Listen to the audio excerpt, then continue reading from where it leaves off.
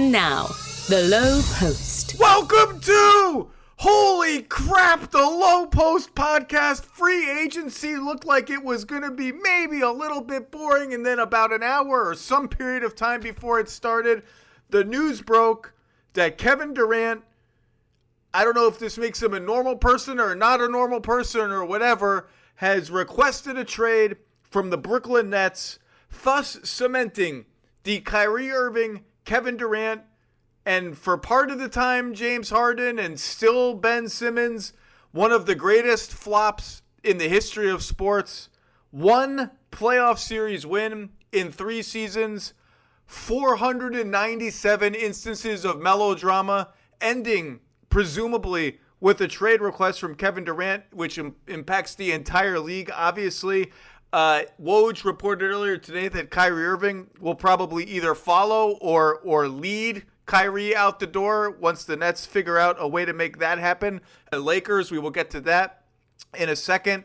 To help us just deal with it all, suss out all of it, looking fresh as a daisy in Seattle, the guy who's writing all the free agency recaps for us, made up some fake Kevin Durant trades today. I had to get my Kevin Durant trades out of the recycling bin that I did last week with Bobby Marks, and they're back, and I even have more of them. Kevin Pelton, is there anything to take from this? I mean, everyone wants to do Malika Andrews calls it the blame pie. What percentage of the pie of blame does Kyrie Irving get? What percentage of blame does Kevin Durant get for being a quote-unquote not a leader? What about Sean Marks? Oh, my God, remember Steve Nash is the coach. What about Mr. Whammy? What about Joe Tsai? What about the basketball gods? Is there anything to take from just this being a complete disaster? I mean, I guess there is the question of the quote-unquote super team era, which I think right off at your peril, because we'll see where Kevin Durant lands. It could be a new super team. I think it very likely will be considered a super team wherever he goes. I do think there's an element where it's probably getting harder to build around 3 players with maximum salaries because the max salaries are just so high now relative to the salary cap. That's one of the things that did change in the last CBA. But it probably has more to do with this specific combination of players and the combustibility and the fact that, look, everything in the NBA is impermanent now. I mean, we'll talk about the Hawks trade in a minute, but you're trading draft picks in 2027. How confident can you be that any player who is currently on your roster is going to be there in 2027? This is a good cautionary note for today, because when James Harden became available, I remember there was this, I don't know what the proper word for it. Parker, sorry, I screwed up there. 3, 2, 1. When James Harden became available in Houston, I just remember seeing a groundswell of, why would you even think about 3 picks and 3 swaps? It's James Harden. You're combining him with James Harden and you're combining him with Kevin Durant and Kyrie Irving. You can't. What are you going to do? The Danny Ainge thing, where you don't trade Jalen Brown for Kawhi Leonard and Paul George? Of course, you throw all the picks in and all the swaps. And I remember writing, look, it's a risk that you probably have to take, and I do think for just a nice hot second there, just for the briefest hot second there, they did have an unstoppable team. It's one of the reasons why this is just it's such a shocking story, in part because they had it. They had the team they sought to build. It was that good. It was unstoppable, and then it all fell apart. But I remember saying, you probably have to do it, but don't sit here and pretend like these things are risk-free just because James Harden is much younger and Kevin Durant is much younger than Kevin Garnett and Paul Pierce were the first time we saw this movie. They're never risk-free, and here we are a year later. All 3 guys are going to be gone. Ben Simmons is going to be the actual human embodiment of the John Travolta as Vincent Vega looking around the room meme from Pulp Fiction, and the Nets are going to have to dig out of a hole the size of the Grand Canyon for the second time in 10 years. We'll talk about how the Durant trade will give them a head start in doing that. And the Houston Rockets, who were also criticized, not by me, for not taking Ben Simmons as the centerpiece of a James Harden trade. I wrote at the time, I think the Rockets made the right bet that betting against these picks or betting on these picks is better than thinking Ben Simmons could be the centerpiece of my next rebuilding team. The Houston Rockets are sitting there. Rafael Stone's got his foot up on the desk, smoking cigars. Just got the number 1 pick the number 3 pick in the draft. The guy who was slated to go number 1 for a lot of the time. Just re-signed Jayshawn Tate to a 3-year, $22 million deal. $65 million less than Lou Dort got in Oklahoma City. Just smoking cigar. Rafael Stone smoking cigars, drinking. I don't even know what the hell I'm talking about anymore, Kevin. This is such a disaster. And I think back to the Heat team, because you're right. This whole this model's out of style and this model's in style and that thing doesn't work anymore. The only guarantee when you say something like that is that someone else will try that model that's allegedly out of style tomorrow. There were no big threes for a while. There were big twos. Then the big three came back. I think back to that Miami team, and I just wonder, it's not a universal rule by any means, but the power of having an anchor superstar who predates the other ones, who's there before as the Dwayne Wade, to draw the other guys in, to be the touchstone of the culture, to be that kind of anchor who is like, no, there was something that existed here before us, something that's bigger than us. The Nets obviously didn't have that. They had superstars who got their coach fired for daring to start Jared Allen over DeAndre Jordan and all sorts of other stuff. And now it's just over. And I don't really even know what else to say other than it's probably the biggest disappointment, disaster, whatever you want to call it, in the history of the NBA. It's a bigger one to me than the Steve Nash, Dwight Howard, Pau Gasol, Kobe Bryant, Lakers, which was sort of a one-year disaster. This one, it's just that I don't even know what else to say, Kevin. I mean, that one was injuries, but I'm old enough to remember when those 2003-04 Lakers were considered a crushing disappointment because they had the audacity to not win the championship after getting to the NBA Finals and seeing Karl Malone get injured there. And our standards for what qualifies as a disappointment have changed so massively then with this year's Lakers experiment and the Nets. I mean, the one playoff series is pretty shocking when you think about it, especially given that as recently as certainly 4 months ago, 5 months ago, they were the favorites to win the title this year. How quickly we got from point A to point B. I mean, I picked them to win the title at the beginning of the season. I can't hide from that. I thought they were. I watched what they did to Boston when they had all three of them. Now, Boston didn't have Jalen Brown. They were kind of a mess, but whatever. I watched what they did to Milwaukee when they didn't have one and a half of them for the whole series, basically, whether it was Harden or Kyrie missing games. And I thought, if these three guys are healthy, it's over. They're just going to stomp the whole league. I was obviously wrong. I picked Milwaukee, but I would have had Brooklyn ahead of anyone else, certainly anyone from the West, certainly anyone who actually did make the conference finals this year. So I'm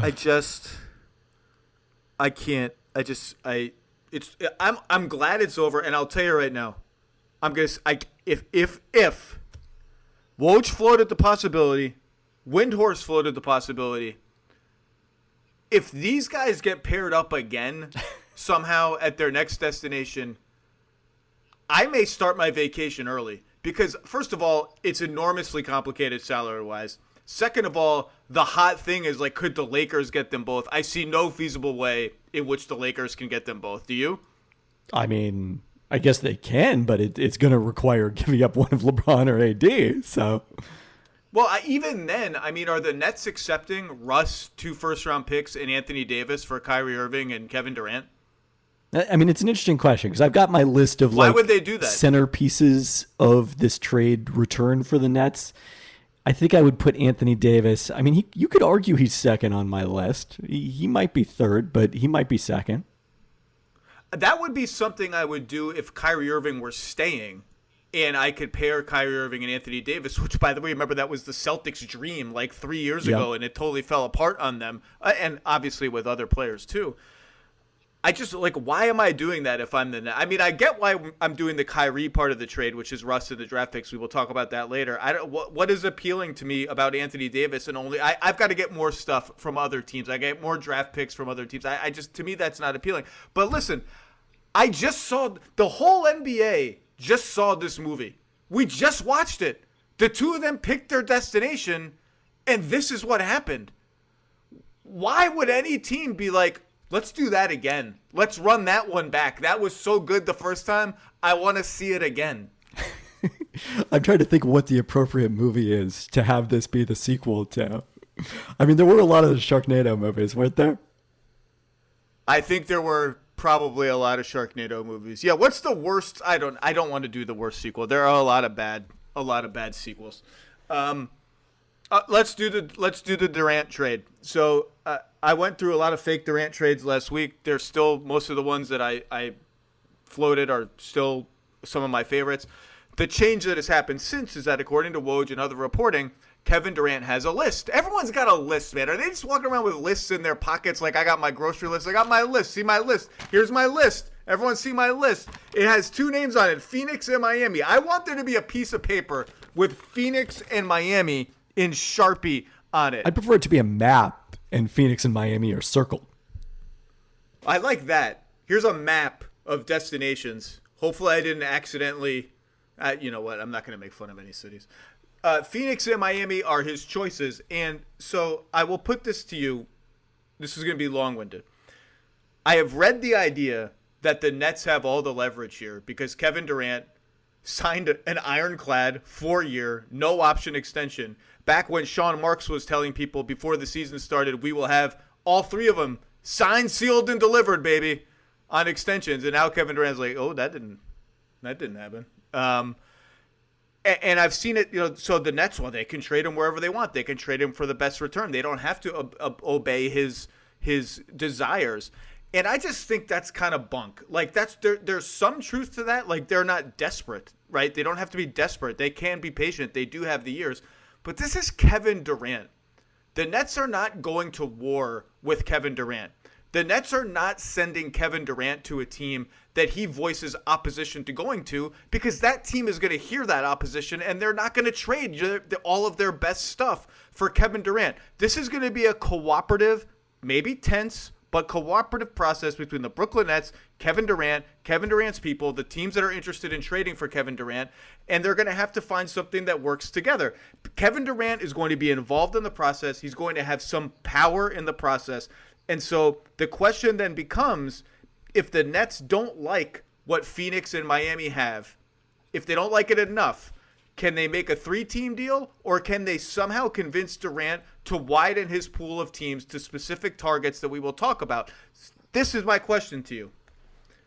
I think the question of the offseason now becomes, if the teams can make it even work with the hard cap rules, is DeAndre Ayton, Mikal Bridges, and all the draft equity Brooklyn wants. I shouldn't say that. A significant amount, let's say 2 picks and 2 swaps. Let's say it's not the entire 4 picks, 3 swaps, because I do think there's going to be some caution with Durant being 34 and having been injured a lot of the last 4 seasons.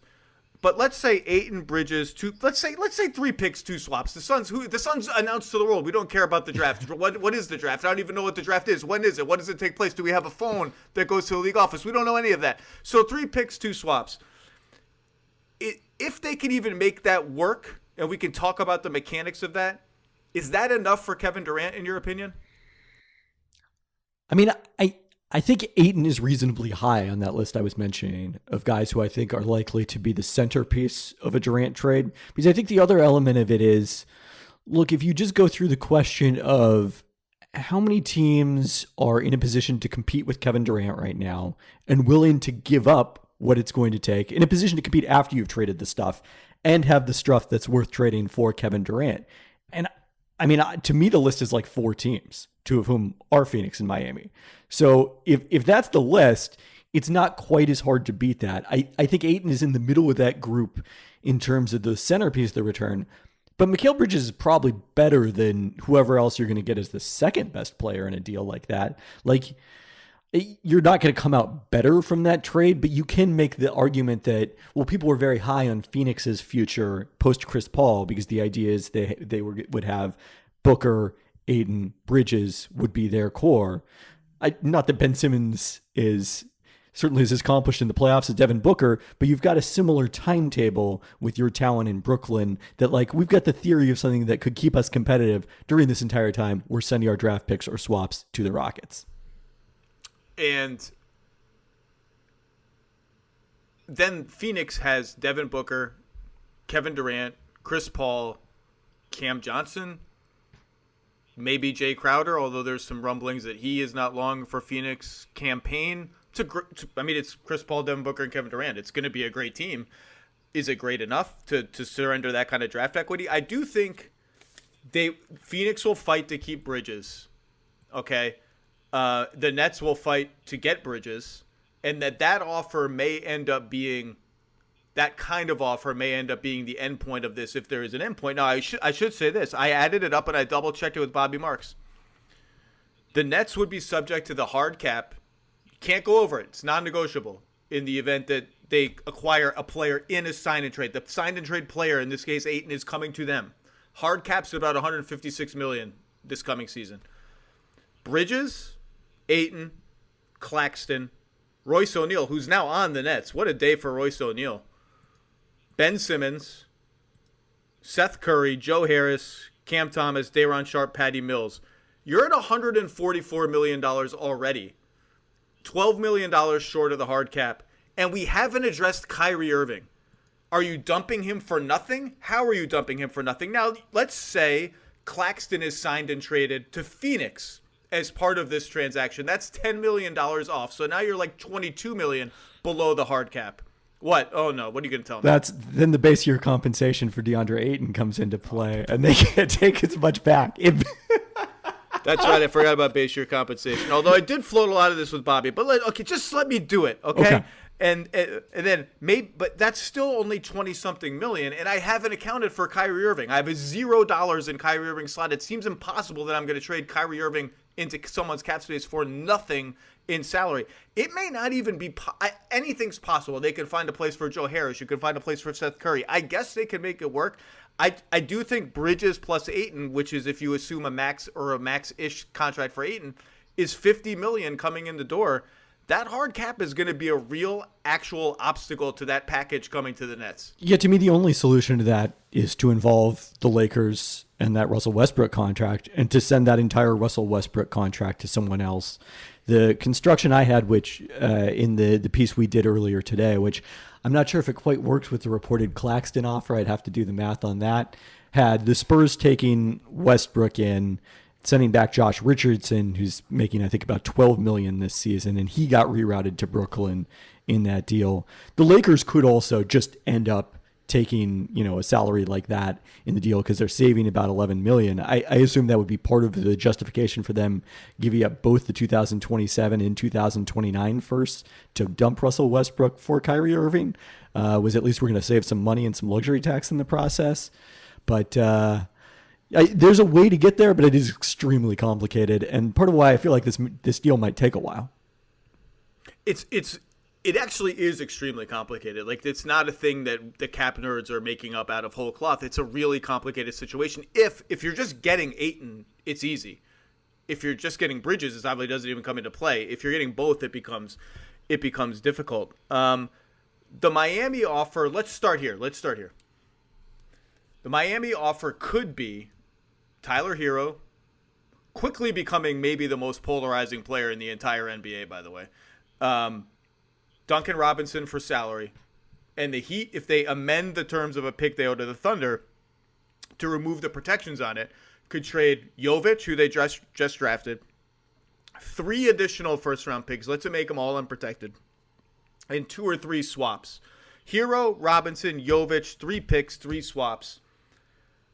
I could see the Nets saying, not enough. We're not a Tyler Hero team. We don't love Tyler Hero. I don't know their opinion on Tyler Hero. I would bet that they're like slightly skeptical about Tyler Hero. Not enough. And so 2 interesting things happen here. If the Phoenix offer is deemed unworkable or not enough, which I think right now of this moment, 7:40 p.m. Pacific time on the day this all went down, I think both the Phoenix offer and the Miami Heat offer on their own are not enough for Brooklyn today. Now that's today. The second twist is Bam Adebayo. And as Bobby and I pointed out on the podcast a few days ago, the Nets cannot you want to say throw Bam into that deal with Tyler Hero, you've got something. Well, the Nets can't have Bam Adebayo and Ben Simmons on their team at the same time for arcane cap rules that I'm not even really sure why they exist, because my brain is broken and I don't care enough to remember why they exist. They can't have Bam and Ben Simmons. The solution to that would be finding a 3-team trade in which Bam goes somewhere else or Simmons goes somewhere else, and I get additional assets on top of the Miami assets that satisfy my craving for a Durant super trade. You pitched one of these deals, or maybe 2 of them today on .com. Give one example so people understand what I'm talking about. Well, the problem is, my first time I tried to work around the Ben Simmons problem, because I was aware of it after you and Bobby discussed it on the Lowe Post, I sent Ben Simmons. I think that might be the title of a book about the next book about the Sixers, the Ben Simmons problem by Yaron Weitzman, how the Sixers tried to tank and failed or something. I don't know. Oh, I'd be happy to blurb it. I sent Ben Simmons to the Sacramento Kings for De'Aaron Fox, who is also subject to the same restriction. So it turns out that deal didn't work either. So, I mean, now the funny thing, by the way, you mentioned the Rockets turning down Ben Simmons as part of the James Harden trade back in the day. I'm so tired of saying all these names. I want to do a podcast where I don't say any of these names. The names are the same every goddamn time. Ben Simmons, James Harden, it's like my brain. Okay, I'm sorry. Well, good news. John Wall can't be traded for Russell Westbrook anymore. If the Rockets were to want Ben Simmons to solve the Ben Simmons problem for the Nets, let me tell you, the price would be a lot less than the draft picks they got from Brooklyn as the alternative cost back in the day. I ended up going with Indiana and sent Malcolm Brogdon and Buddy Hield to Brooklyn in return for Simmons, which is not super appetizing for Brooklyn's standpoint. So I'm getting Malcolm Brogdon, Buddy Hield, Tyler Hero, Duncan Robinson. Well, no, you're getting Bam in that construction, right? The whole reason you're doing this is to get Bam. Well, who's getting Bam? Brooklyn. Simmons is going to Indiana. Simmons goes to Indiana. Yeah. I mean, Bam would have huge value. Bam, Tyler, Bam. So this is a good example. Bam Adebayo, Tyler Hero, Duncan Robinson, 3 picks, Jovic, 3 swaps, Buddy Hield, Malcolm Brogdon. Woo! I mean, I assume is that good enough? I assume I'm not getting all those picks and all those swaps and Tyler Hero if I get Bam Adebayo. I assume Miami's case is like, look, Bam's much younger. He's on a cheaper contract. We think this is actually pretty close in terms of value is the starting point, especially because if they do Bam and Tyler Hero is not in that trade, then you basically have to give up Gabe Vincent and Max Strus to match salaries. I cannot abide by those names being mentioned. I just can't do it right now. Gabe Vincent cannot possibly derail any sort of – it just can't happen. I do want to the point you made, though, is critical earlier because the thing you have to consider – I have said this before. If I'm the Nets, what I'm doing is I'm scouring the league for the best under 24 players in the entire NBA, guys who are deemed untouchable right now. But guess what? They become touchable when someone like Kevin Durant is available. And finding them – and then finding the ones that are on teams where I could get them for Kevin Durant and get other stuff, and Kevin Durant could go to those teams and still have enough around him to feel like he can win. This is why Devin Booker extension that he's going to sign tonight aside is not coming to the Nets in a Phoenix Brooklyn trade. I don't think. I would be very surprised because Kevin Durant wants to play with Devin Booker. Devin Booker is the ingredient in the cupboard that he needs, and if that cupboard is bare, he's not going there.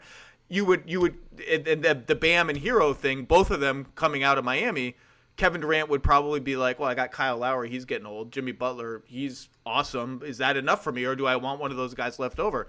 You would say, why doesn't Miami just offer Jimmy Butler? Like, that's not crazy, but I'm not sure that satisfies what the Nets would want. And speaking of what the Nets would want, it has been common thought that, well, the Nets are in the same grave that they were in after the Celtics trade. All their picks are gone. They have no incentive to tank. They will try to remain competitive. To which I say, number one, that depends on who's running the team and who is the lead decision maker. Because the last time they did this, they actually showed no real interest in remaining competitive. They had 3 sub-30 win seasons, including a 20-win season and a 21-win season. They decided correctly, I think, that the picks that are out the door are a sunk cost. We could not care about the optics of giving Boston the third pick and the first pick and the fourth pick or whatever it ends up being, because that's over. We can't turn back time. If it's best for us to stay, if the team building is such that we get bad, we can still find picks on the margins the way we found the LeVert pick and the Allen pick, and I don't think it's necessarily true that, well, they won't tank. They'll try to remain competitive because their picks are out the door. The second thing is Durant is so damn good that they can get everything they want in a Durant trade. They can get players who help them now and picks and swaps that help them replenish what they've lost. So let's extend it out of Phoenix and Miami and out of this 3-team trade universe. Where else should they be looking? Where else, and I have my own ideas, but where else should Sean Marks be calling in the next, well, he's already calling. I mean, I said that I think there are 4 realistic teams. The other 2 teams are teams you talked about when this previously came up, and that's New Orleans and Toronto. And Scotty Barnes is obviously your first request with Toronto, but part of what makes the Raptors so attractive for a trade like this is even if they say no to Scotty Barnes, there's some other guys who could be a workable centerpiece in OG Anunoby or Pascal Siakam. Toronto's my first call. Said it before, say it again. Scotty Barnes is my first request because I get a guy who I think, certainly the Raptors think, might be a future superstar. Rookie of the year, 20 years old, whatever he is, all of that. And I could see the Raptors saying, well, he's so good that all we're attaching to him is Gary Trent Jr. and the picks and the swaps that you're going to want, whether it's 3 picks, 3 swaps, 3 picks, 2 swaps, 3 picks, 4 swaps. So a lot of picks are going to have to come because Scotty Barnes, as great as he is a rookie. And then Kevin Durant walks in the door. And he's got Anunoby, Siakam, Achua, Van Vliet, all of these guys. That team is the favorite maybe to win the championship the moment it's constructed. And I think the Raptors have to consider that. I'm not sure they would do it, but they're so loaded around Durant in this fake scenario that I've made up that they'd have to consider it. I, on the other hand, think the Cavaliers, when you called about Evan Mobley, which would be my second call, if not my first one, would say, you know what, I'm not sure we got enough if you're just leaving us with Garland and Jared Allen and no Evan Mobley and whatever the supporting cast is. I'm not sure that's quite good enough to justify the outlay of picks or whatever that may have to go along with Evan Mobley. And then you get into the what does Durant want part of the equation, because Toronto's not on his list. And you can see all the sort of market snobs around the NBA being like, well, nobody ever wants to go to Toronto. Nobody ever wants to go to New Orleans. And I would say, okay, like maybe that's true. Toronto's been like a really high quality NBA team for 10 years now. Masai Ujiri is a really popular executive among players. Let's get them in a room. And it's Canada. Obviously, some players don't want the complexity of like changing your residence to another country and all that. But let's get him in a room and see. And if Kevin Durant feels like I can lift this team to a championship, maybe he'll be amenable to it. Same thing in New Orleans. By the way, if you're Sean Marks, who are you asking for from the Pelicans? Zion Williamson or Brandon Ingram? In the event, like if Zion signs his extension tonight, he's off the table. But who do you ask for as the centerpiece? Yeah, I mean, my first ask would be for Zion. I think that also his small salary makes it really challenging because, you know, the only big salaries that the Pelicans have to match it with are Brandon Ingram and CJ McCollum, and you're not getting both Zion and Ingram, presumably, and McCollum is the guy that KD's going there to play with. So I think realistically, Ingram is the more sensible option, but I would probably ask for Zion anyway.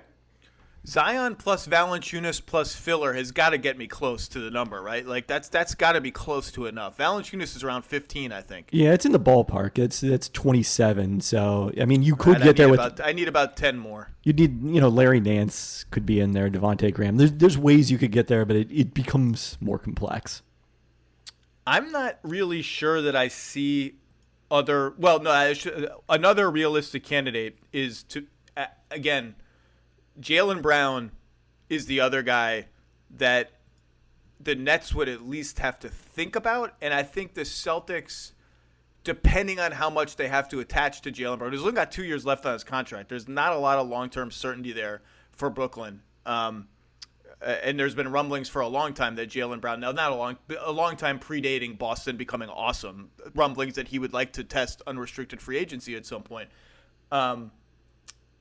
It just depends what you'd have to attach. Is it Jalen Brown and just a bunch of picks and swaps, or do I have to give up Marcus Smart too? And if I have to give up Marcus Smart or Rob Williams, one of those two, I've suddenly got like Tatum and Durant, which is unstoppable and ridiculous, and then I'm counting on like Derek White, one of Smart and Williams. It's not you've compromised your depth to a degree that I think you would actually have some qualms about putting the mother load of picks and swaps in there. What would you do if you were Boston? You just made the finals, by the way. You have a championship caliber team, I think. Right, exactly. I mean, there's not the desperation to do anything if you're Boston. I mean, unless you're really concerned, unless you're convinced that Jalen Brown is going to leave, I don't think I would do it. I'm not sure there's any other realistic trades out there. I mean, the Warriors is in theory realistic. I don't think a reunion is in the cards. I've seen people speculate about Maxey and Tobias Harris, but the Sixers have no picks that they can trade, really, I don't think. So that's a non-starter for me. Memphis, I think it's just going to take too much out of the Ja supporting cast. The Nets have got to get Jaren Jackson and or Bane in that trade, but Memphis should still be thinking about it and seeing what's there. Michael Porter. We should mention the Jackson injury obviously complicates things, that he's out the next 4 to 6 months. Jaren Jackson Jr. has the foot injury. He's out 4 to 6 months. Michael Porter Jr., but he's a designated rookie max guy. I was going to say the alternate reality in which Michael Porter Jr. doesn't suffer back problems and averages like 23 a game last season for the Nuggets. He's the perfect trade chip, except he's the 5-year designated rookie guy. They can't have him and Ben Simmons. They'd have to make a trade of some other kind. I don't see any other super realistic possibilities, and that's certainly what Phoenix and Miami are banking on, is that our offers may not be your best choice. In the end, they may be your only choice, depending on how amenable Durant is. You're grinning like you've got another one you want to throw at me. Well, there is as you mentioned, the Warriors have to take a meeting about this, right? Even after you won the championship. I don't see that. I think the feelings on both sides of that are a little strained, and I think the last thing Durant wants is to go to pick a new team, but have it be the team that just won the championship and that you already won 2 with. That the legacy makers don't want to give you full credit for those 2 because you joined a 73-win team. But one serious, like you have to call the Clippers about what they would offer in addition to Paul George, right? Like that was Kawhi Leonard's call, was to KD before free agency. Was it actually just 3 years ago that these teams all came together? Could it possibly have been? I think there was an earthquake at some point. Yeah, sure. I mean, the Thunder own everything that the Clippers have in terms of picks and swaps and all that, right? So I'm not sure a 30-year-old Paul George or whatever he is that exciting to me. But sure, that again, you have to talk about it. The Clippers could give you 2 swaps in a first now at this point. Okay. Boy, oh boy, what a world. I do think this is a really interesting opportunity for Durant. I'm not usually like a legacy guy, but his career has just had so many weird twists and turns where he leaves. At first, he's the backpack-wearing, signed my 5-year extension without any hoopla or meetings, stay in Oklahoma City guy. Everybody loves that guy. Like that's the stay with your team guy is like universally beloved. Then he leaves. And he's got every option in the world to leave. By the way, I judge nobody for their career decisions. I just want to make that clear. He leaves, but he can go anywhere he wants. He can go home to D.C. He can go to Boston. He can go to the Warriors. He can go to whoever else met with him in the Hamptons. He can go anywhere he wants. Chooses the Warriors. Probably underestimating the degree to which he's going to be vilified for that, and those titles are not going to be weighed the same as they would have been elsewhere. Leaves the Warriors, I think in part for that very reason. I'm going to build something on my own with my friend. This obviously goes up in smoke. I mean, that's even an under. There's more than smoke. It's a sinkhole has opened and the Barclays Center has fallen in it and no one will ever be seen again. This is his chance, maybe his last chance, to reclaim, to the degree he cares at all, the narrative momentum of his career and win a title that, whether we like it to admit it or not, some titles hit differently. Count differently than others. I mean, the Warriors came out and said after the title 2 weeks ago, this one means a little bit more. It's Steph Curry's, quote, crowning achievement. That's the achievement. That's the one that Durant it does not necessarily have, even though he has 2 Finals MVPs. I think it's a really interesting moment for him. I don't know which of these teams is quote unquote best for that, but I do think that discussion is worth having, because I was shocked, and I got killed for saying this on TV, KP. I was shocked in the wake of the Warriors winning the title again this year and Steph winning Finals MVP at how universal it became, unanimous, that Steph had leapt Durant in the all-time player rankings. And they're both unbelievable to me. I hate pitting players against each other, but I think a lot of that is because of the storybook nature of Steph's career and the fact that it turned all the way around for him here towards not the end, but the middle or the late middle or something. And Durant has had this weird, confusing career arc that nobody knows what to make of. And yet I still stack them up, and I'm like, are we sure that Kevin Durant isn't above Steph Curry in the all-time rankings? I understand it's 4 rings to 2, storybook to not storybook, but that discussion just struck me how unanimously it went that Curry's either 9th or 10th or 11th and Durant's down at 13th or 14th. I'm like, this dude scored 25,000 points. He's a 7-footer. He plays great defense. He's a hell of a playmaker. Like, are we sure? I mean, it's also fascinating that it seems now the concept of the 2017 and 2018 finals has suddenly flipped, where like in the moment, everyone was like, yes, Kevin Durant was clearly the best player on the Warriors in those teams. And I felt like I was taking a polarizing position to like argue that Steph was still a better player after Steve Kerr was saying on your podcast that KD, just because of his size could do things at the highest level of the game that Steph couldn't. And now all of a sudden it feels like, you have the whole Draymond conversation about double teams. Like people remember it now as, I guess we all got kind of carried away with the KD thing and Steph was actually the best player on those teams, which is kind of fascinating how that's changed. I mean, I think from a legacy standpoint, like the farther away we get out from this, the story still matters, but the visceral emotions matter less. The emotions of KD's departure from Oklahoma City and, the decision to go to Brooklyn and all those things. Same way that we've seen with LeBron. Like people don't hold the decision against LeBron in the same way anymore, rightfully so. But, that fades. What I do think is fascinating about Durant is like you look at him among the all-time great players, which whether he's top 10 or just outside it, he's undoubtedly one of them. Even the guys that moved around a fair bit, like LeBron and Shaq and Moses Malone, there's teams that you associate with them with, and where they are beloved figures. Where's the place where Kevin Durant is going to be beloved after his career? I mean, maybe the Oklahoma City scars eventually heal, but that feels like that's going to take a long time. I think the place that he's most popular is here in Seattle. It's the one place he didn't leave by his own volition. Boy, the way you just framed that is a real gut punch. Like that one hurt me in the gut because the Oklahoma City scars are still fresh. It didn't help that his own superstar teammate took jabs at him and the cupcakes and all that.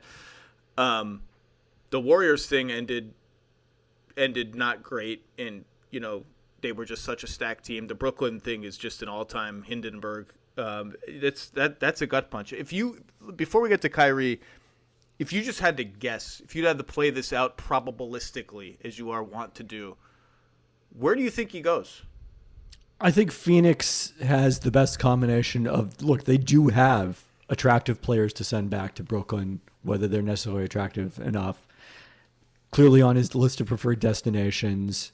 And I think they're going to be more motivated in some ways than Miami to make this deal. I mean, not that the Heat won't be motivated, but I think the Heat can look at it and say, if it takes Bam Adebayo, that is shortening our window if we're relying on 3 guys in their 30s and Jimmy Butler and Kevin Durant and Kyle Lowry.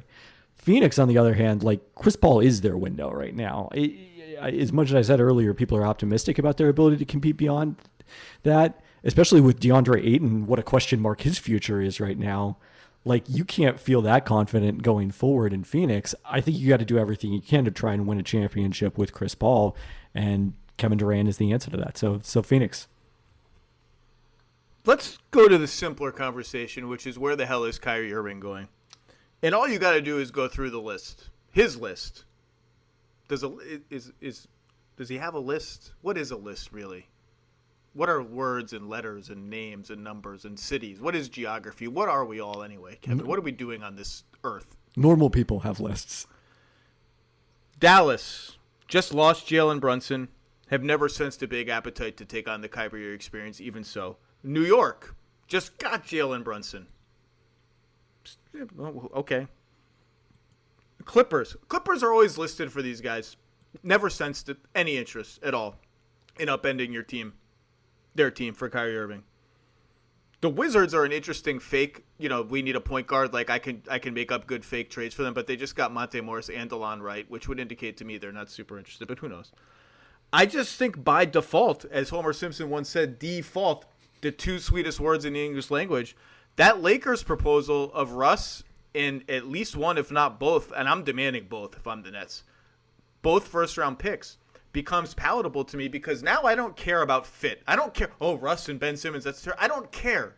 I don't care about fit. I don't care about this season. Just give me the picks. And this is why this whole thing is so seismic, because it's the decimation of a title contender in Brooklyn, the creation of a title contender wherever Durant goes, and I think it's not an exaggeration, you may disagree, to say the creation of another title contender if Kyrie Irving joins LeBron James and Anthony Davis with the Lakers. I think that team could be that good, even though they're going to have some depth issues. I actually liked most of it. People are going to make the clutch jokes because all these guys are clutch clients, Lonnie Walker and Juan Toscano-Anderson and Troy Brown Jr. I don't know. Damian Jones is not a clutch client. He's a CAA client. I like all those signings for the Lakers as for what they are. I think that team could compete for a title. I mean, I think just at the end of the day, the lack of reliable two-way players would probably doom them. I think I'm going to learn from my mistake in picking the Lakers to win the Western Conference last year in that regard. So even if you don't have the fit issues that came with Russell Westbrook being next to those two guys, and Kyrie is certainly an upgrade and is a shooter and has at times been good enough defensively to be part of a championship team in Cleveland, I still don't think they'd have enough depth, but I do like what they did today from the standpoint of they learned their lesson of it's not all guys that peaked 5-10 years ago. It's younger guys who have been kind of the better minimum targets in recent years.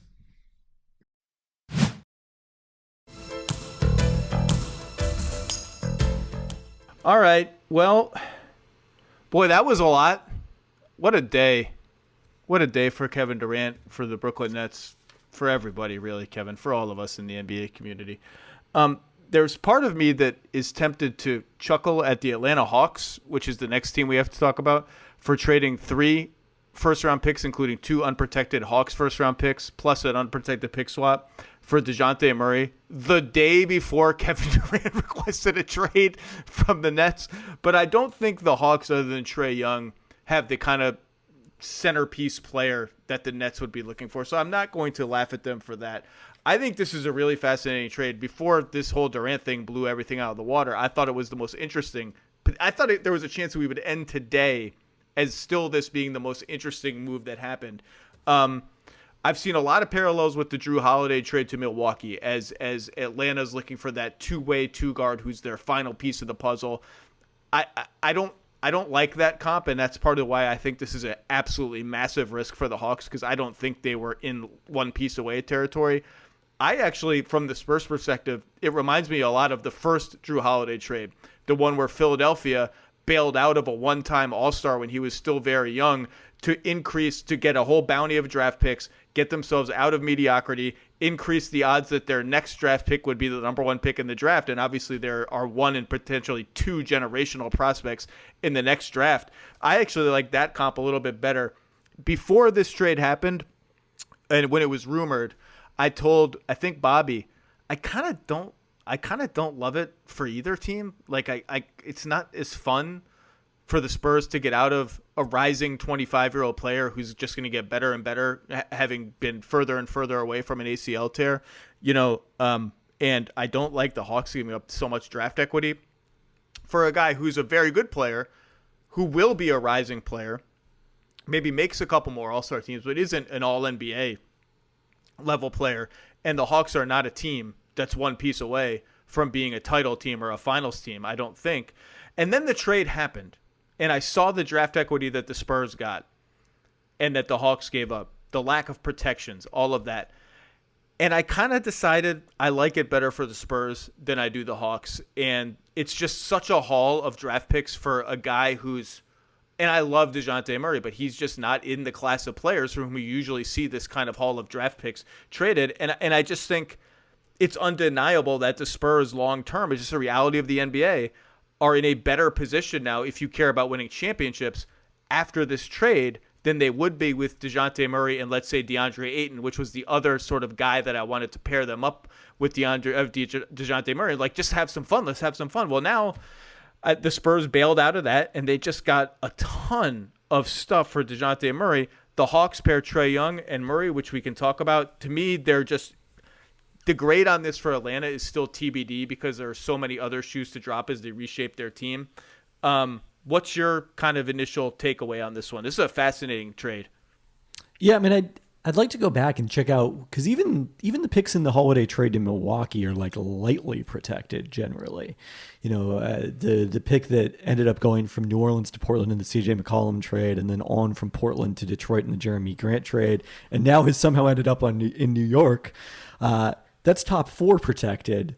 Like, there's something to it. To give up 2 unprotected picks and an unprotected swap in between them.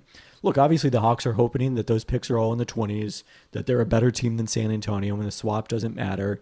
But as I said at the beginning of this podcast, this league moves so quickly that I don't see how you can be that confident of anything 3 years out in the case of the first pick, 4 years out in the swap, 5 years out of the second pick.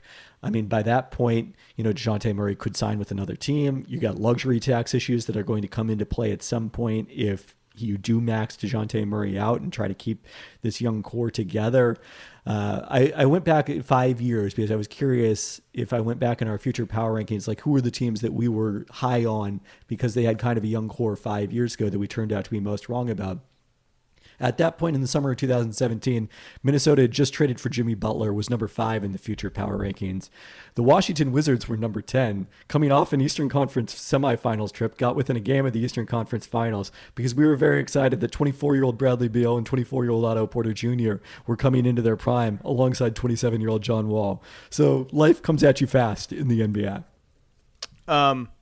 The luxury tax is just going to be they are so deep into it now that even if you factor in they trade Collins for no long-term salary eventually, they let Bogdanović walk in free agency.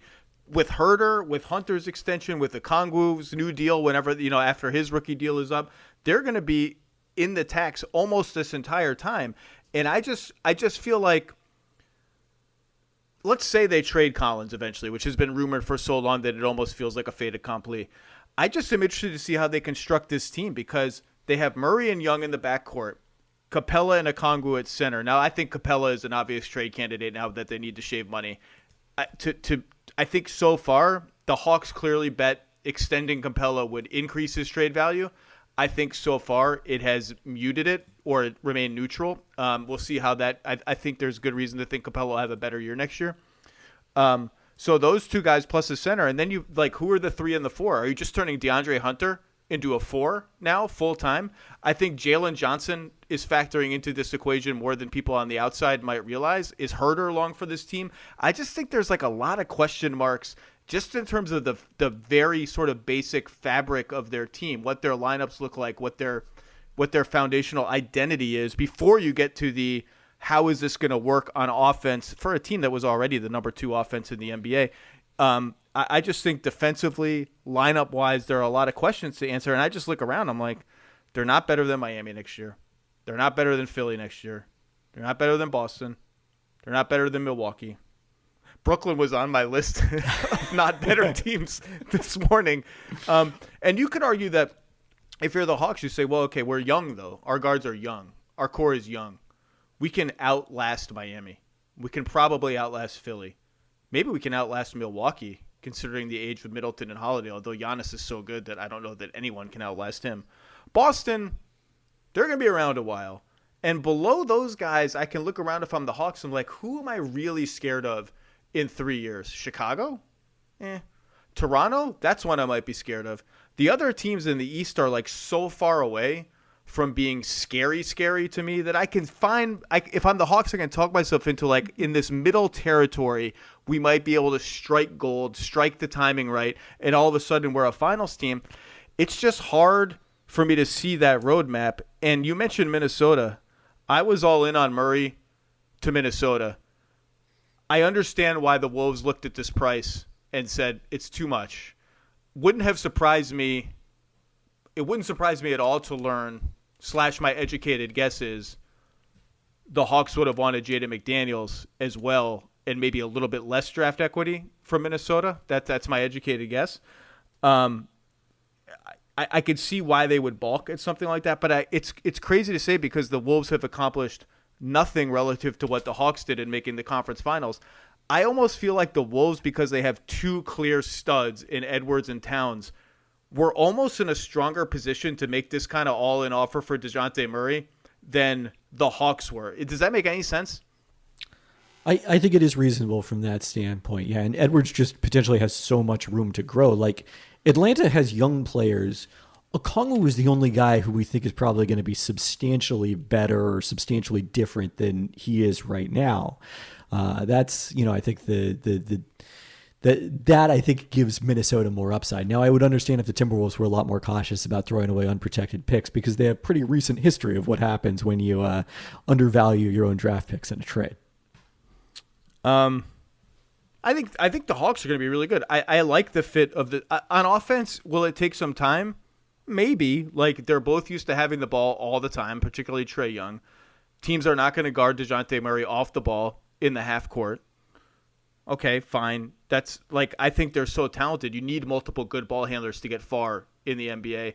And Trae is going to have to move off the ball. He's not going to be Steph Curry. Everybody wants him to be Steph Curry. There is no other Steph Curry. Nobody has ever moved around, and no one has ever had the combination of movement, dribbling, and shooting that Steph Curry has. You just need him to not stand at half court doing nothing when somebody else has the ball. How about just like move 5 feet one way and he'll be open? Relocate, set a pick now and then. And DeJounte Murray can attack those gaps on the weak side when Trae Young runs a pick and roll, draws the defense. Boom. Yeah, maybe I'm not going to shoot a three. I can attack a gap. He'll prop up the offense when Trae Young is on the bench. As you wrote, that's been a problem for a long time, although not as much last season toward the end. And I think, crucially for the Hawks, he'll force some freaking turnovers and get some rebounds. This team forces no turnovers. They were 28th and 29th the last 2 seasons in forcing turnovers, which get you easy buckets on the other end. So I like the fit between them. I just think the price is so high and the future is so uncertain that and I also think ownership played a big role in a push this large. The Tony Ressler and his Parker, clean this up for me. 3, 2, 1. Tony Ressler, the governor of the team, was open about, we got to make changes.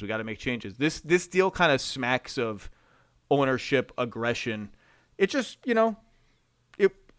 I don't mind it, but I like it better for the Spurs, and actually in the light of day, I don't think it's close. Although KP, the lottery odds are different now. This isn't you get a 25% shot at the number 1 pick if you're the worst team. You get a 14% shot, same as the number 2 and number 3 worst teams.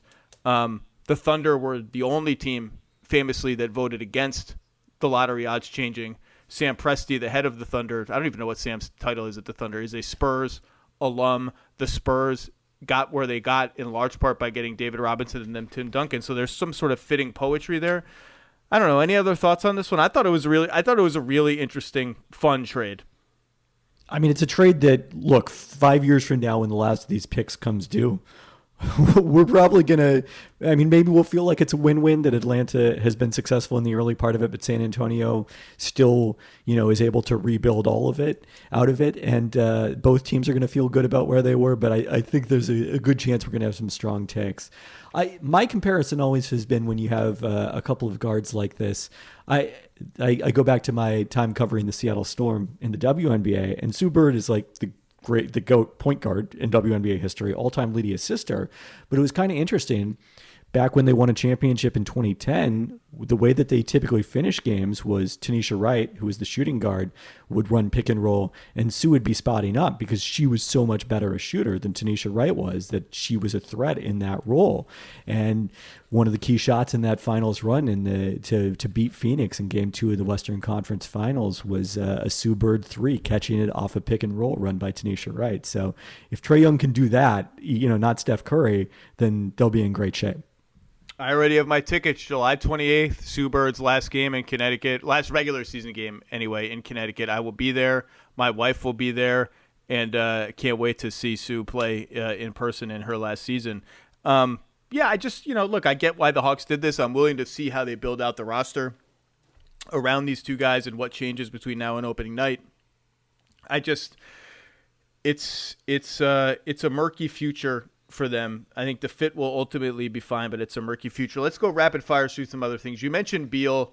Beal re-signs in Washington for the 5-year max. The Wizards also get Monte Morris, DeLon Wright. They make a trade with the Nuggets that brings in Will Barton alongside Monte Morris.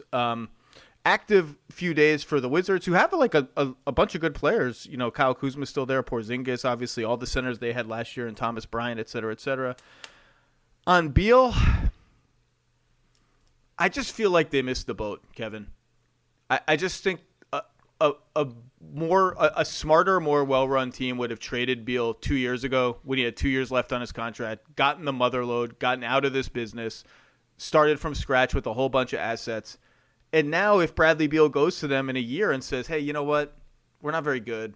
I'm awesome. I will look way better with better talent, and particularly better defensive talent around me. Like, he would have been incredible in Miami alongside the core players in Miami.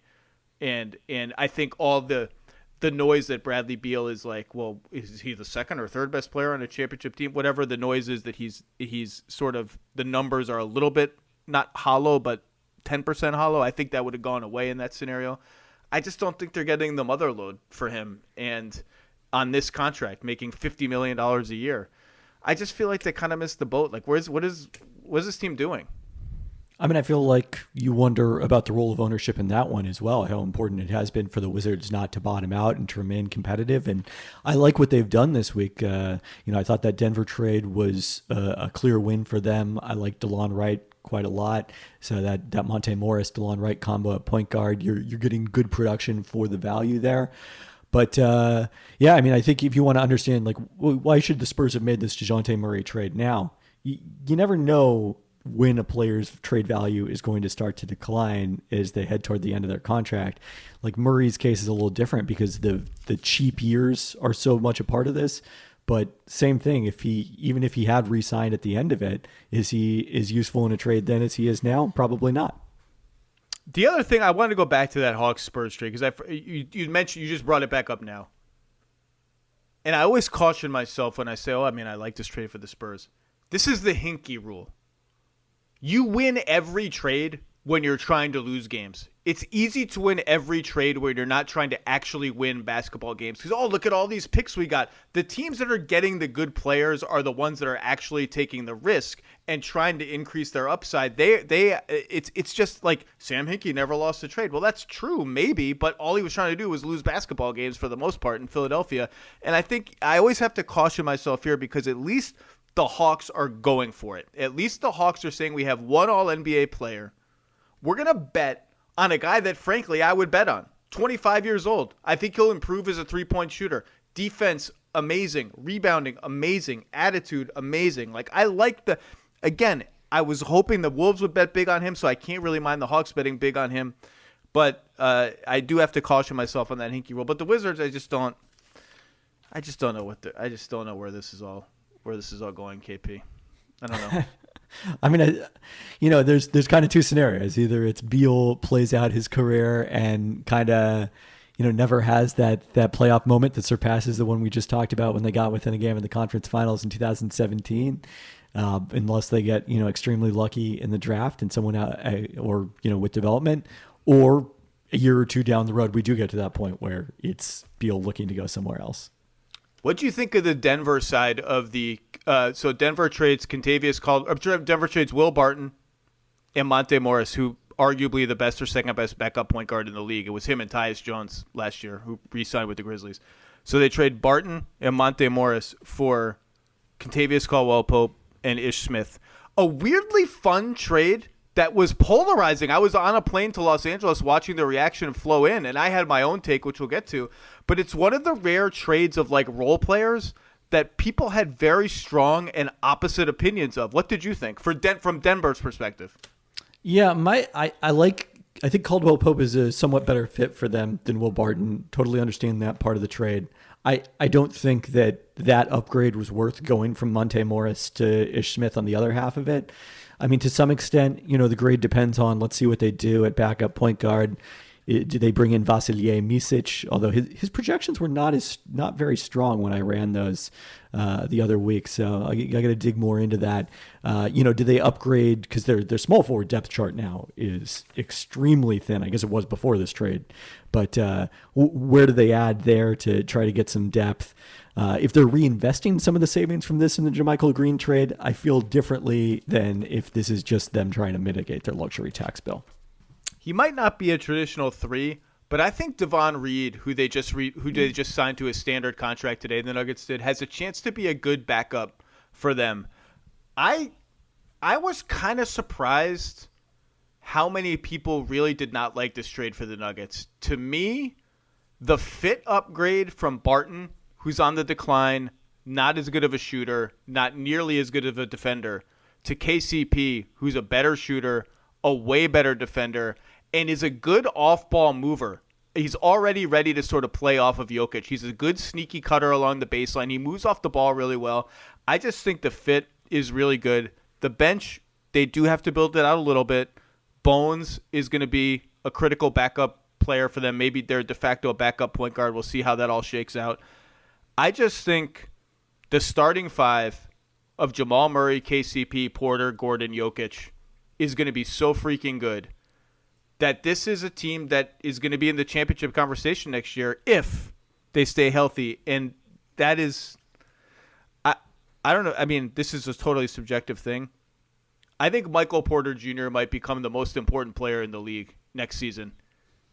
If he's healthy and looks like an improved version of the guy who was finishing the season 2 seasons ago when they looked like they were going to be world beaters going into the playoffs and then Jamal Murray got hurt, they can win the championship. If he, and back injuries are weird and all that, if he's stalled out, just pretty good, ceiling is lower than it used to be, their future gets a lot murkier, but I love their team on paper if he's ready to go. Yeah, I agree with you. I mean, I think it's somewhat a risk tolerance question because they're starting five. I agree. And Kentavious Caldwell-Pope sort of becomes what Gary Harris was briefly in Denver and then was hypothetically in Denver for a long period of time before they traded him for Aaron Gordon. But I don't think their second unit is as strong without Monte Morris and without Barton to kind of play with those guys. We're going rapid fire now. They're doing it to me again, Kevin. They're doing it to me again. I'm going to be Charlie Brown, and James Harden is going to be holding a football for me to kick. Or actually, you know what? Daryl Morey is going to be holding a football for me to kick. I'm going to run up to it with a big freaking smile on my face, and I'm going to fall on my ass because I love the Sixers offseason so far. Let's review, shall we? James Harden. Remember James Harden? Oh, I was going to opt in as part of the trade. I just kind of forgot to do it. Paperwork.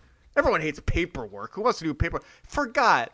And immediately I started hearing the whispers, and I said it on this podcast. The whispers that he's going to take less money. Maybe so much less money that the Nets would say, NBA, you want to take a look at what's going on here? Because this doesn't seem right. We don't know how much less money he's going to take because he's negotiating over the weekend with Philadelphia, according to Woj. But we can surmise that it's going to be in the mid to high $30s million per year, down from his option, which I believe was $47 for 1 year. Because the Philadelphia 76ers, with the full mid-level, signed P.J. Tucker. With the mini mid-level, signed Daniel House, sensing a theme here, and traded for DeAnthony Melton on draft night. I love all three of those moves. They're all the kinds of players that I would want, 3-and-D-ish players with some spunk to them, particularly in Melton's case in terms of rebounding and speed.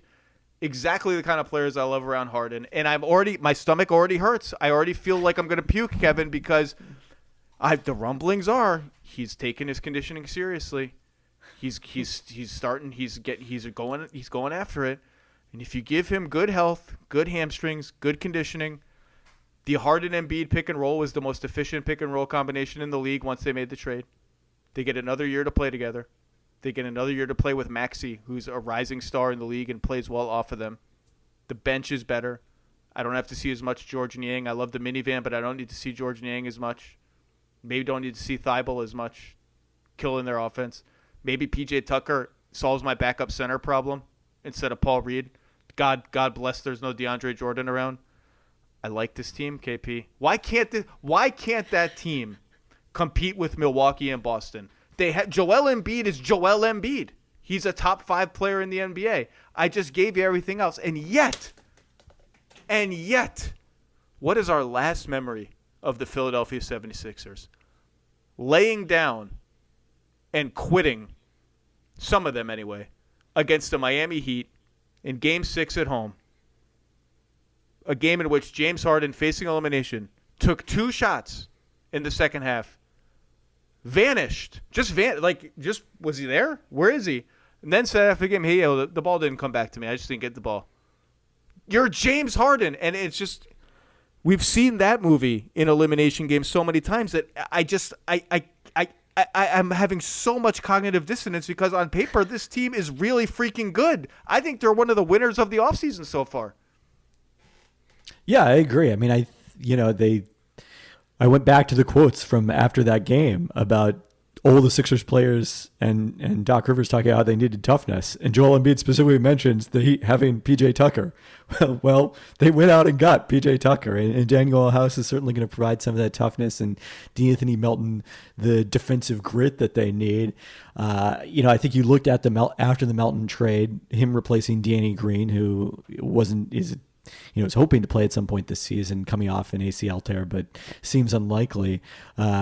The one need was, okay, well, who's going to defend the bigger guys one-on-one? PJ Tucker fills that. Daniel House, to a lesser extent, fills that. So I certainly loved what they did today. And I got to admit, when you started talking up the Sixers the other day, I was much more skeptical. Now I'm willing to buy in, certainly in the regular season. I think with James Harden and just, unfortunately, Joel Embiid staying healthy in the playoffs, I need to see it.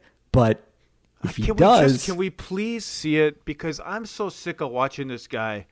Because so many of them have just been fluky. For sure. Pascal Siakam elbows him in the face by accident. He's wearing the face mask for the second time in 3 years. He breaks his hand somewhere. It's not like these are foot injuries and leg injuries. I believe he had some sort of respiratory thing against Toronto in the 2019 playoffs. So he had some illness of some kind, maybe a stomach illness.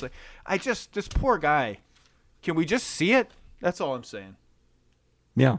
So I feel a lot better about their chances today. Although, I share your I can't do it. They're not going to do this to me again. They're not going to do this to me again.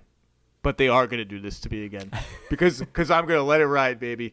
I just think they've had a great offseason. And I just think, Harden and there's so much scrutiny on Harden. He's brought it all upon himself. Quit on 2 teams, shrinks to the size of a thimble in elimination games. Whether it's 2 of 11 shooting, turnovers, not shooting at all, not wanting the ball at all, shrinks to the size of a thimble in too many big games. Has had a lot of good playoff games. Let's not get it twisted, but I just think that the talent is the talent, and Embiid is a super talent, and he and Harden have good chemistry, and I like the players around them. I'm in. Knicks, Jalen Brunson, 4 years, $104 million. Woo!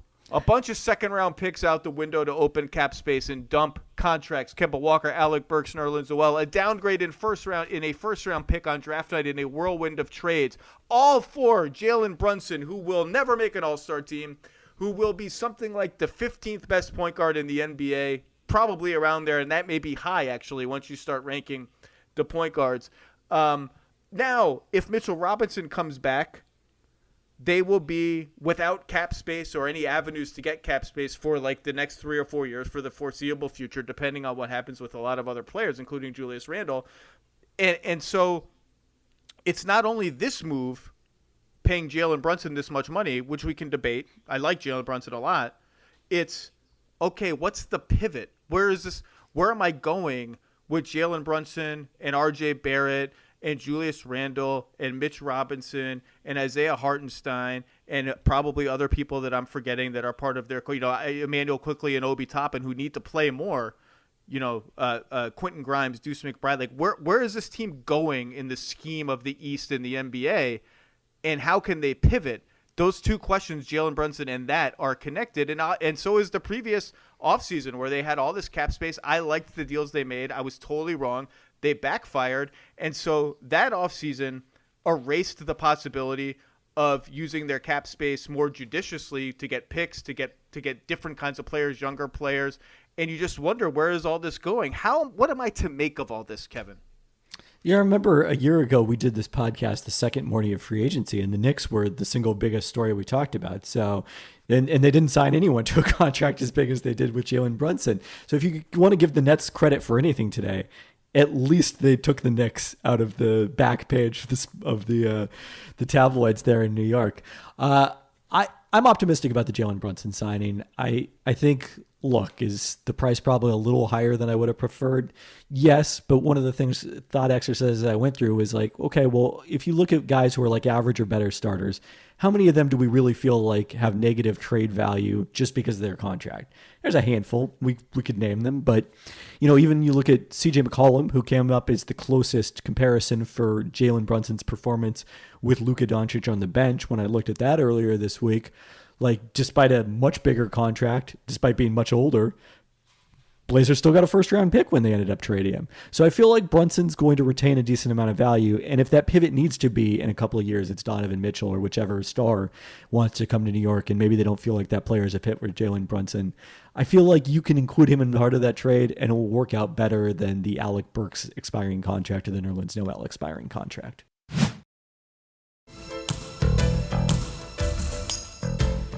The Knicks are the Kings, the Sacramento Kings of the East, in that almost no matter what they do, they've reached the stage where everybody laughs at them. And I think that perception, which they have earned 10 times over, has infected the analysis of this trade or this signing. Well, yeah, I think you could say it affected the analysis of the trades on draft night too. I did. In fact, I did say exactly that, because I look at those trades and they came out, I think, 2 first-round picks ahead. Now, the first-round picks they got from Oklahoma City are mostly protected, some heavily protected. The one they sent out, number 11, may end up being the most valuable of all the picks, but they armed themselves with more picks, and everyone laughs at them. I'm like, am I missing something here? Like, I don't think this is so bad. And I feel the same way about Brunson. $25 million a year? Yeah, it's a lot. It's a lot. It's maybe a few $1 million more than I would have paid. This is a team that's also been searching for a point guard for like 3 or 4 seasons. They have a very good backup in Derrick Rose, who is not a starter anymore, doesn't want to be a starter, I don't think. Tibbs won't start him. And they were linked to Fred VanVleet a couple of years ago, which would have been a great fit. They didn't get him. They were linked in trade talks to Malcolm Brogdon. Would have been an okay fit. They didn't get him. How are we going to beat them up for getting a guy who's clearly good? Yeah, Jalen Brunson, maybe you'd like him to shoot more threes. You'd like him to be a couple inches taller. You'd like him to be a little bit better of a playmaker. He's just a good player who will be able to play off Julius Randle, who will need the ball, play off RJ Barrett, who will need the ball. And I am interested to see sort of what RJ Barrett becomes on this team and what role he plays.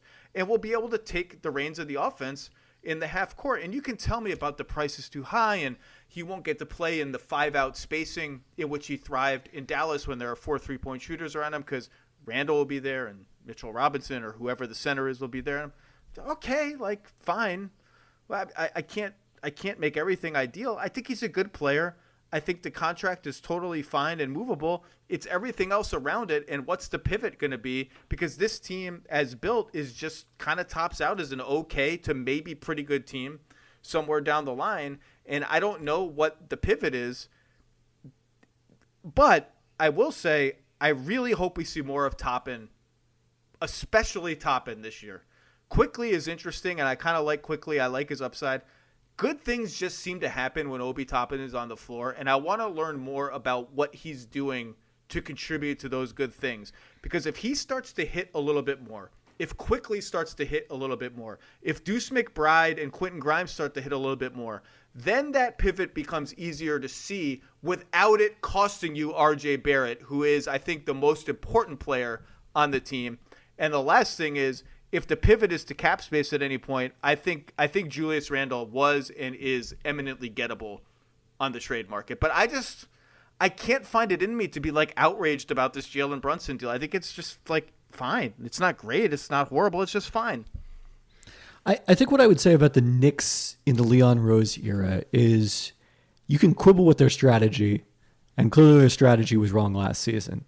But once they set that strategy, I think their execution is pretty good within it in terms of, finding value on the margins in these draft trades, getting guys quickly in the late first round.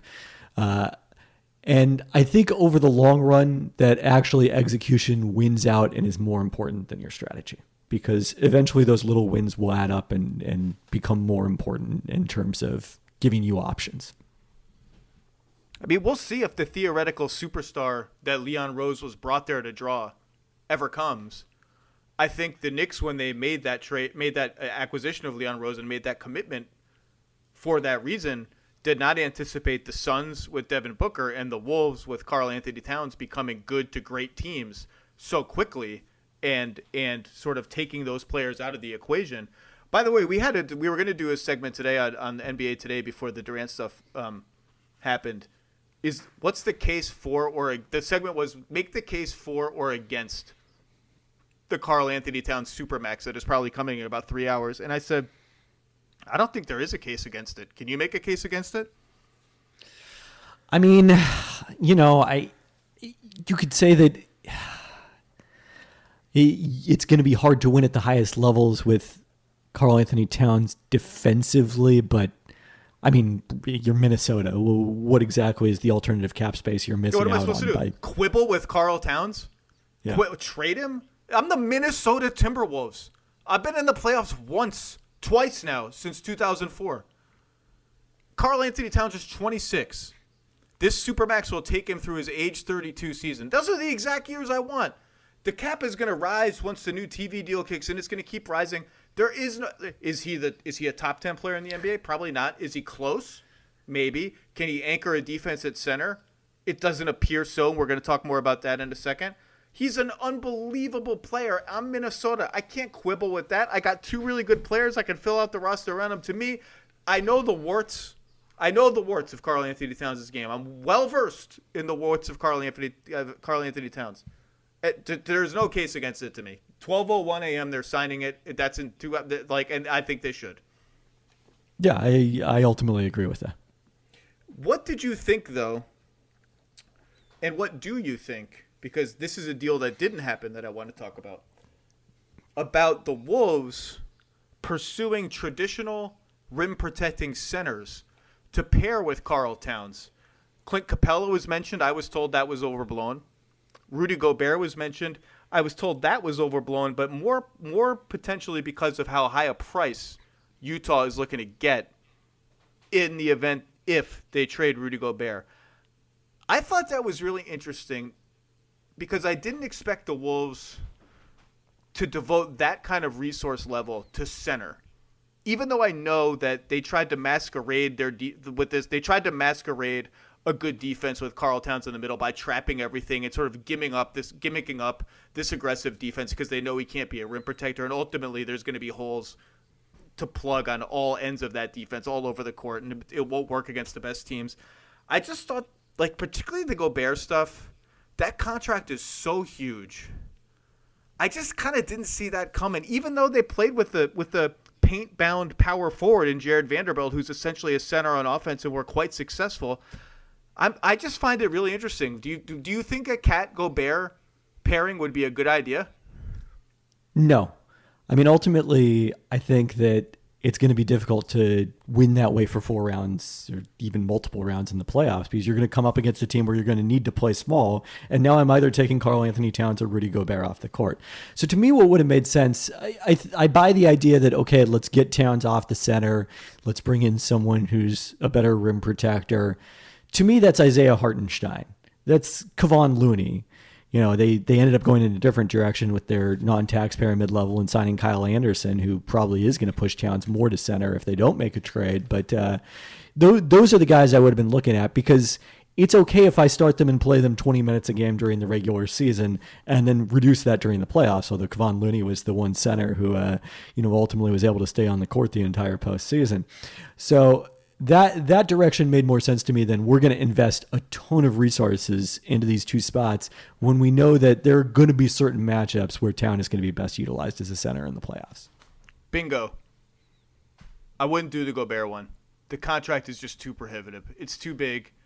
I can't throw him the ball on offense when teams go small against us in the playoffs. I can't throw him the ball, period, other than to finish lob dunks, which is fine. He's great at that, and he might be the best defensive player in the league. The contract is too big.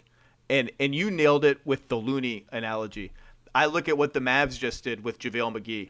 3 years, $20 million. And JaVale apparently told Tim McMahon he's expecting to be the Mavs starting center, which is really interesting because they have Dwight Powell, Christian Wood, and Maxi Kleber all on the team. But I look at the JaVale archetype as exactly the Looney archetype. That's where, if I'm spending resources at center and I'm the Wolves, I want a guy who will play 18 minutes a game. I still need to have my team construction be that Karl-Anthony Towns, even in the regular season, is playing 20 minutes a game minimum at center because of his shooting and versatility on offense. I would not spend those kind of resources at center. I think it's really interesting that that idea is apparently not off the board in Minnesota. Like I said before, I would have rather spent that kind of resources at point guard with a defensive-minded, unselfish, gritty, improving, rising guy like DeJounte Murray. That's off the board now. It'll be interesting to see where they pivot. Any other Minnesota thoughts? I mean, who knows? Maybe eventually Walker Kessler becomes that guy. Certainly my draft projections thought so. Really? Okay. I don't know anything about Walker Kessler. Highest projected block rate of anybody I've ever done projections for from college. I like the guys that they're looking for in free agency too, like Slow-Mo. They signed Slow-Mo today. I've heard rumblings that they're kicking around the Martin twins. Those are just basketball players. Like they get more basketball players, more smart basketball players in the door. Be interesting to see how Tim Connolly puts his mark on the team. The Gobert thing just kind of surprised me to be honest. Are you at all concerned or flummoxed that we have heard nothing about Zach LaVine in the first what are we almost 6 hours into free agency? Maybe he's an old school July 1st guy. I'm not sure what to make of that. I'm not flummoxed, but it is a little interesting by contrast to Bradley Beal, who kind of seemed to be in the same boat where everyone just expected to re-sign with their teams. Would you go after Rudy Gobert if you were the Raptors? I mean, I think it depends how much I have to give up. It definitely forces me to change my style of play pretty considerably. Like their whole game plan has been, let's switch everything for a long period of time. And not that Rudy Gobert can't switch, but certainly it doesn't maximize his value. So that I probably wouldn't, I guess is the answer I'm saying there. I don't think I would either. I like what I've got going too much to put that many resources into Rudy Gobert. The contract is too much. Pistons we talked about earlier. Can we please just talk about Lou Dort for a second? If you would have told me, guess how much, if you would say, okay, Zach, in 2 hours, Lou Dort's going to get a new multi-year contract from the Thunder. How much money do you think is going to be the total value of that contract? I'll give you a hint. Air on the high side. I would have said, wow, air on the high side. I'll guess 4 years, $50 million. 5 years, $87.5 million for Lou Dort, who is a 33 or 32% career three-point shooter. Maybe not even career. I'm not even looking up his stats. I did it earlier today. That was last year. Sub 50% on twos, although he got up to 49% on twos last year. Got a little more comfortable attacking the basket. Did average 17 points a game is an absolute brick wall on defense, can stone anybody at any position, slide his feet with the James Hardens of the world. So I get it. You do have sort of backup type wings in this league who make 13, 14, 15 a year. Most of them are just really good shooters who struggle at other things. The Thunder are going the opposite direction and say, maybe we can build this guy up into a better shooter. The money is just, I'm just so happy for him. It's incredible. And I think part of it is they have no money committed to anybody on the team other than Shai Gilgeous-Alexander on veteran contracts. They're going to need to hit the floor. They didn't obviously this year. They're going to need to hit the floor. So they don't really care. I think it certainly was a wow on a day of not that many non-Nets wows. It was a wow. Yeah, I mean, when you consider that they had the option of paying him $2 million this year, they essentially gave him 4 years and $85 million. If you think of it NFL style on an extension, which is over $20 million a year. I mean, I think it makes sense to the standpoint of, look, he's still extremely young. He's 23. This guy, people forget, it wasn't like he was someone who went undrafted after a 4-year college career. He was a one and done, which is part of why it was so shocking that he went undrafted. So he's still 23 now, and he has gotten better offensively each of the last couple of years. I'm curious to see as they kind of add more shot creation, whether that allows him to become a more efficient scorer, especially if he can show some improvement as a 3-point shooter.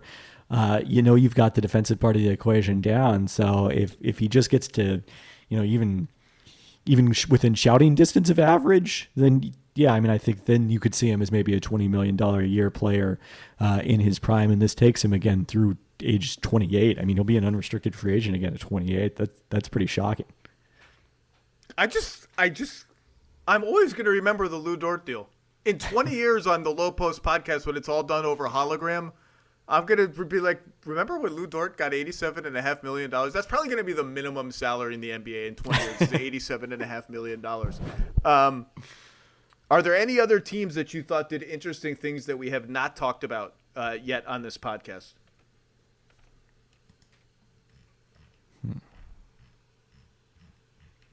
You're scrolling through the standings. The Victor Oladipo contract, I feel like, kind of flew under the radar. There was talk last week that he was going to leave, and that never felt like it made sense to me. Unless you're really concerned about, I mean, that only they have the ability to pay him, using bird rights. It doesn't cost them anything. Essentially, he looked much better and became a contributor for them in the playoffs. I think there's definitely some upside to that deal for the Heat. Well, and we obviously have not heard the last of the Heat's offseason, given their involvement in their potential involvement, I should say, in the Durant stuff. That's a good call. I had heard that the Oladipo to Nuggets stuff was made up and not really true. Detroit, we've talked about a lot. The other mystery, so we mentioned Levine, Crickets today. Everything I heard was that he was going back to Chicago. So, I mean, I guess I'll go to bed now, assuming that that's going to be the case. And again, now it's wrapped up in the Durant thing to some degree, but the other big mystery to me, not mystery, but the other big sort of puzzle piece is DeAndre Ayton. And now that's become perhaps linked inextricably, at least for a time here, to Durant. So, that one is a big one for Memphis in terms of keeping its present day window open as long as it can. Other than that, I think I'm out of notes here. We talked about a lot of. I got one more for you. Huh? What'd you think of Joe Ingles to Milwaukee? For $6.5 million, right? Yeah, it was a little surprising. When did he tear his ACL? I want to say January. And what's our you're the injury database guru. What's our typical recovery back to play? It's a year in some cases, right? It hasn't been less than 11 months since J.J. Hickson, for a full ACL tear, since J.J. Hickson, which was a long time ago. I forget what the exact year was. January 31st, Joe Ingles suffers ACL in left knee. And it's not like we should, I mean, Jamal Murray didn't come back this season at all. It's not like we should assume he comes back a year like clockwork and starts to play like Joe Ingles. That one surprised me. Other than that, they brought back Portis, Javon Carter, Wes Matthews. I feel like I'm forgetting somebody that signed with the Bucks, but maybe I'm not.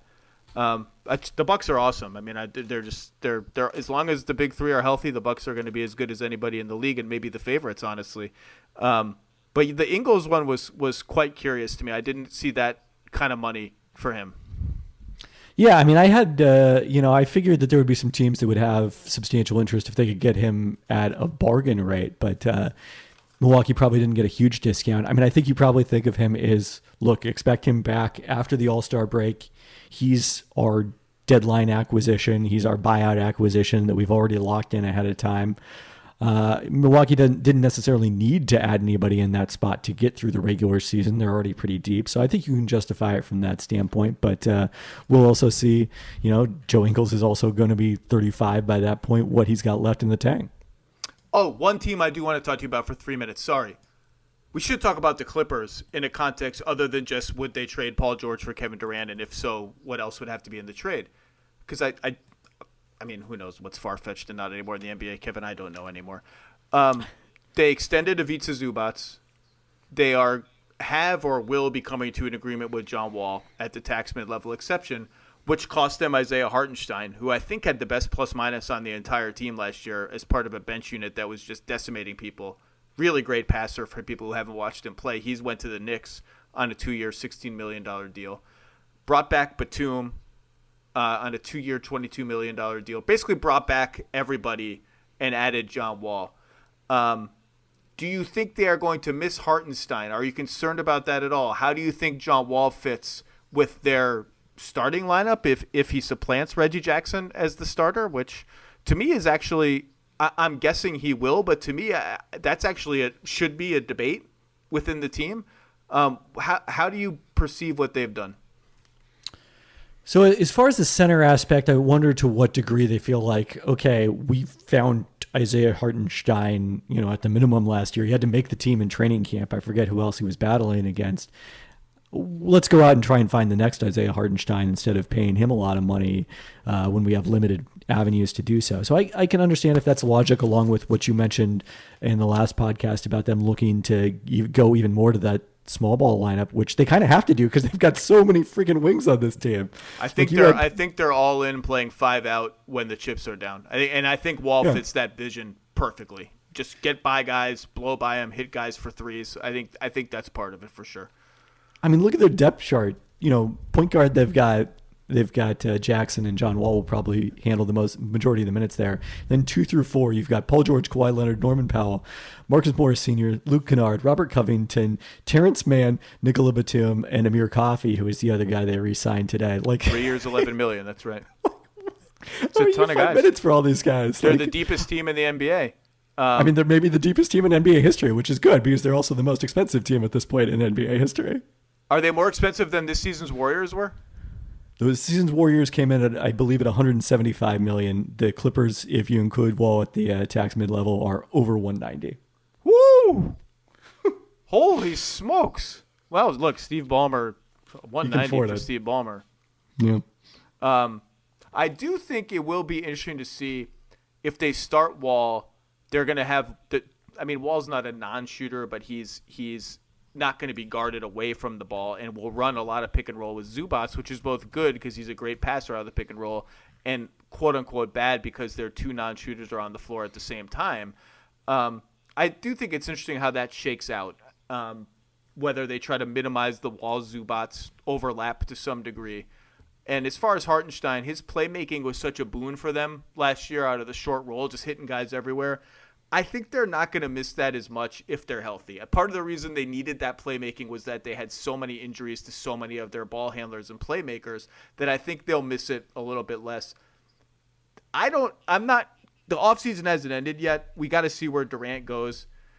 They might be the title favorites right now, if you ask me, and Kawhi's healthy. They are awesome and loaded and deep and still have the means to make a trade.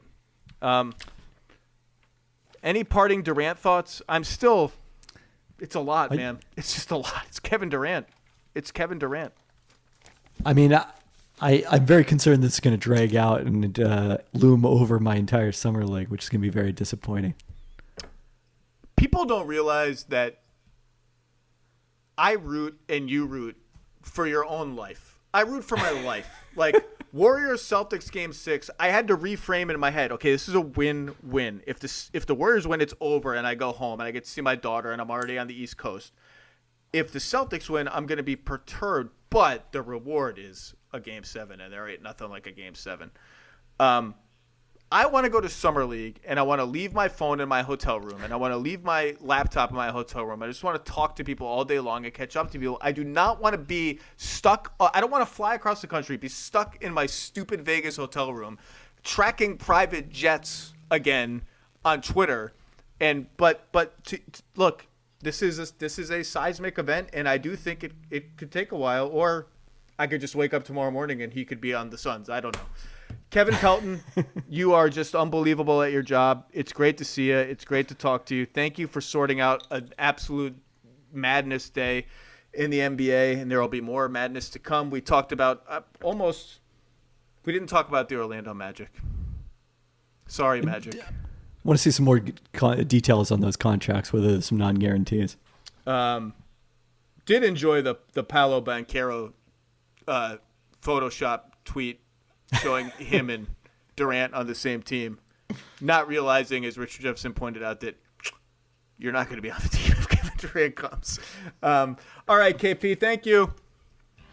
All right, thanks for having me.